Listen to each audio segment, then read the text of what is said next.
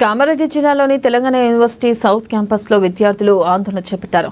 Principal chamber ఎదుట బైఠాయించి VC register రావాలని demand చేస్తూ నిరసన వ్యక్తం చేశారు.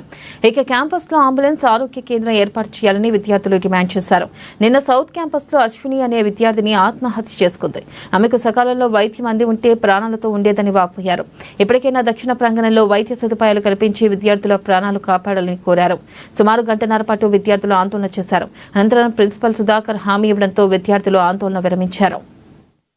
7 గంటల ప్రాంతంలో నిన్న సాయంత్రం 7 గంటల ప్రాంతంలో Telangana university south campus girls హాస్టల్లో ఒక అమ్మాయి ఏంటంటే ఊరేసుకుందనమాట.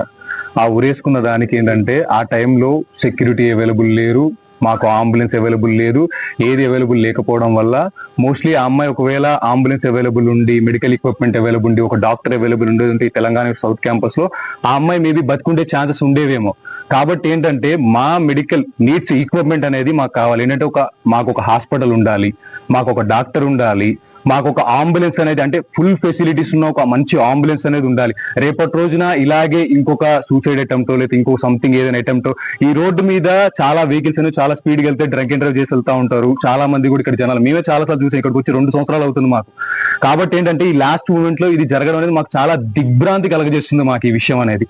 అయితే ఏంటంటే మేము చెప్పదలుచుకునేది ఏంటంటే ఒక యూనివర్సిటీ అన్నప్పుడు ఇది తెలంగాణ సౌత్ క్యాంపస్, దీనికి మెయిన్ క్యాంపస్ ఉంది, అది డిచ్పల్లి నిజామాబాద్ లో ఉంది. కానీ ఏంటంటే అక్కడ ఫండ్ ఉంటుంది కానీ ఇక్కడ ఫండ్ ఉండదు దేనికి కూడా. ఇప్పుడు మాకేంటంటే ఒక అంబులెన్స్ కావాలి, ఒక మెడికల్ కి ఇప్పుడు మామూలుగా అంటే ఒక హెల్త్ సెంటర్ ఉంది మా దగ్గర. కానీ ఏంటంటే ఆ హెల్త్ సెంటర్ ఎప్పటికీ ఓపెన్ చేయరు, దాంట్లో ఎటువంటి డాక్టర్ కానీ ఏ ఫెసిలిటీస్ కానీ ఏది ఉండవు. ఒకవేళ రేపటి రోజు ఇక్కడే ఏదైనా అబ్బాయికి కానీ ఒక అమ్మాయికి కానీ ఎవరికైనా ఒక చిన్న యాక్సిడెంట్ అయినప్పుడు వాళ్ళని అంటే ఇప్పుడు నార్మల్ గా తీసుకెళ్లి మామూలుగా హాస్పిటల్ చూపించాలి. ఒకవేళ పెద్ద యాక్సిడెంట్ ఏదైనా ఒక వెహికల్ గుద్దేసింది, ఒక ఏంటంటే ఒక యాక్సిడెంట్ అనేది ఏంటంటే నార్మల్ ఒక ఇన్సిడెంట్ జరుగుతుంది ఆ టయానికి. జరిగినప్పుడు ఏంటంటే రిక్వైర్మెంట్ ఏంటంటే వాళ్ళని తీసుకెళ్ళాలి, ఎక్కడికి హాస్పిటల్కి తీసుకెళ్ళాలంటే ఒక అంబులెన్స్ ఉండాలి.